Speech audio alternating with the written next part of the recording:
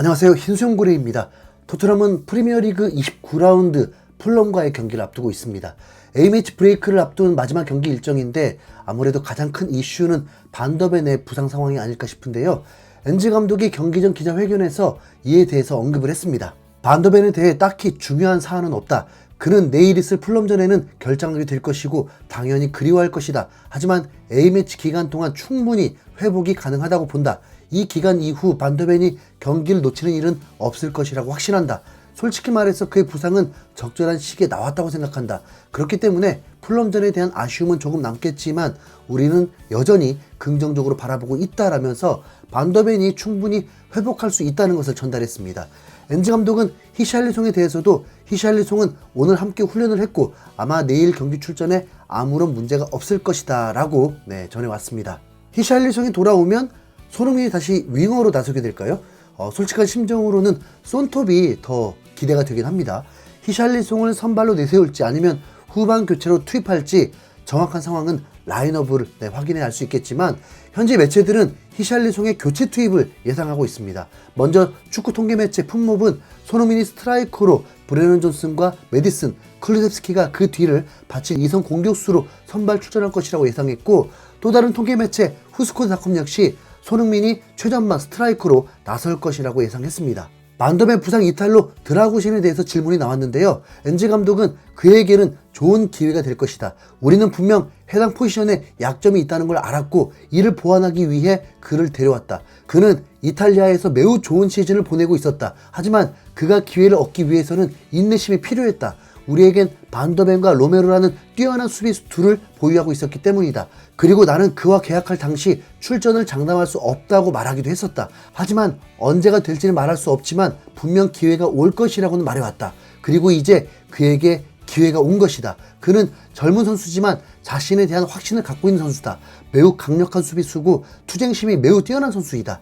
나는 그가 팀에 무언가를 가져올 수 있는 선수라고 생각한다 라면서 드라구신에 대한 강한 믿음을 전해왔습니다. 사실 엔즈 감독의 인터뷰 이전부터 반더벤의 결장과 히샬리송의 복귀는 어느 정도 예상이 됐던 부분입니다.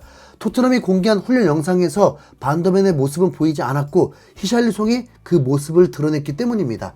영상 속에 손흥민은 언제나와 같이 굉장히 밝은 표정으로 선수들과 훈련에 임하는 모습이었는데 토트넘이 공개한 영상에서 손흥민이 많이 포착돼서 그럴 수 있지만 확실히 아우라가 느껴졌습니다. 토트넘은 전반기에 두 차례 풀럼과 맞대결을 펼쳤습니다. 한 번은 리그였고 한 번은 카라바오컵 경기였습니다. 그런데 이 두 경기 모두 100% 라인업으로 풀럼을 상대하지 못했습니다. 시즌 초 카라바오컵은 원정 경기에서 고의적으로 패배하려고 했던 건 아닌데 지금은 기억에도 없는 로테이션을 돌리다가 승부차기에서 패배하고 조기 탈락했습니다. 이때 나왔던 선수들이 페리시치, 솔로몬, 산체스였고 전반전은 반더벤, 히샬리송 제외하면 골키퍼까지 모두 로테이션이었습니다. 그리고 리그에서는 2대0으로 승리했는데 이때는 비수마가 카드 남용으로 출전할 수 없게 되면서 호이베르가 출전하게 되었고 이때 히샬리송이 선발 출전했지만 엔즈 감독은 손흥민을 스트라이커로 출전시켰습니다.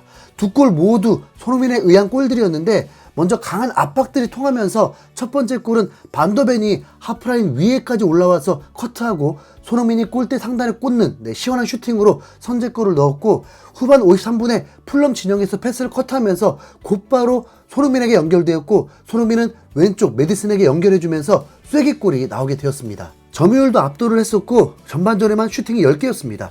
비가 왔었기 때문에 조금 미끄러웠던 게 있지만 일찌감치 두 골이 나오면서 여유롭게 승리를 하고 1위를 달리고 있었고 손흥민도 득점 2위였던 시기였습니다.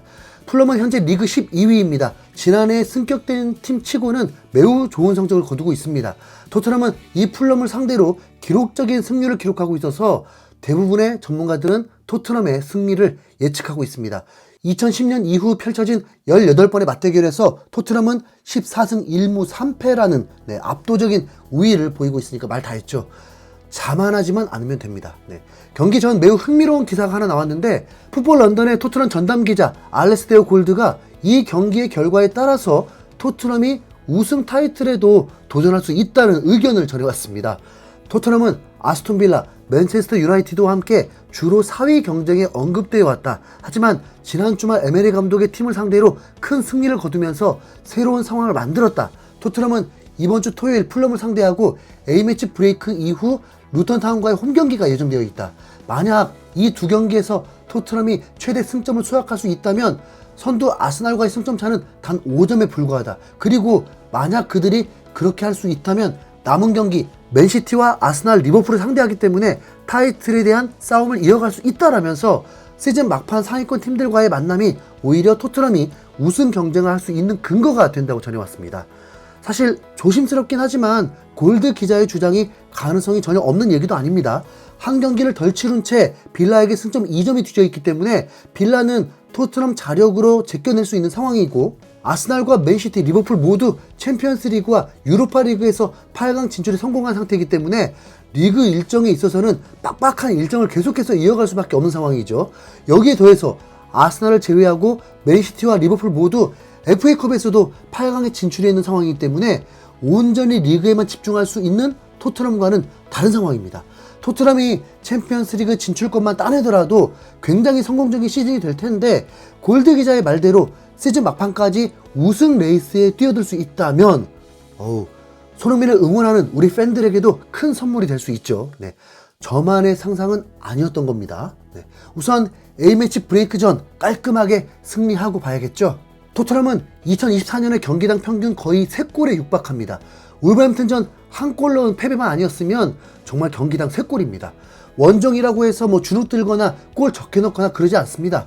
풀럼은 부상자가 거의 없는데 스트라이커 히메네즈까지 출전이 가능할 수 있다고 하더라고요. 네.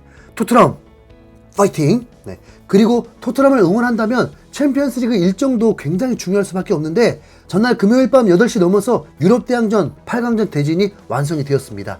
토트넘 팬으로서는 아스날, 맨시티가 4강까지 꼭 올라가 버리길 바라는 입장이고, 한국 팬으로서는 뮌헨과 파리도 4강에 갈 수 있는 대진이 되길 바랬는데 하필 아스날 대 뮌헨의 대결이 짜여지면서 살짝 난감하게 되었습니다. 아스날 승리를 응원하기에는 그럼 또 김민재가 챔스 8강에서 끝이 되기 때문에 그럴 수가 없잖아요. 네. 그런데 이게 또 마냥 뮌헨을 응원하기도 그렇습니다. 최근 벌어진 이상 현상 때문에 김민재가 벤치에 있는 황당한 경우거든요. 아무리 2달 후에 떠날 감독이라지만 지금 상황이라면 뮌헨 망하길 간절히 바라는 1인이고, 민재야, 넌 프리미어리그가 더 어울린다니까. 나이어의 황당 플레이 나올 때 뮌헨 소식 전할게요. 네. 아니, 곧 나옵니다. 곧 나와요. 네. 그리고 맨시티는 또 레알 마드리드를 만나게 되었습니다. 최소한 박빙이고 연장 승부 차이까지 가능합니다. 정말 엄청나게 치열했으면 좋겠네요. 네. 현재는 리그 우승에 맨시티가 더 유리하다고 보고 있다 보니 요 리그 외의 경기들에서 변수들이 발생하길 바라야 합니다. 우선 트릭인지 뭔지 데브라이너가 또 부상이라면서 이탈을 했는데 지켜보시죠. 네. 그리고 리버풀은 이탈리아 팀 아탈란타를 만나게 되면서 4강 진출이 더 희망적이 되었습니다. 어차피 클럽 감독 떠나는 마당에 결승에서 레버쿠젠 만나서 우승하길 바라는 흰수염고래입니다. 그리고 파리 생제르맹은 바르셀로나를 만나게 되는데 그건 A매치 치른 이후에 상세히 얘기할 수 있었으면 좋겠습니다. 그리고 마지막 남은 한 경기는 아틀레티코 마드리드 대 도르트문트인데 정말 어느 하나 빼놓을 수 없는 빅매치들입니다. 4월 중순에 8강전을 치르거든요. 이때는 AFC U23 아시안컵 대회도 시작하는 기간이라서 정말 바쁜 4월이 될 듯합니다. 네. 무엇보다 토트넘 연승 파이팅! 이상 흰수염고래였습니다. 감사합니다.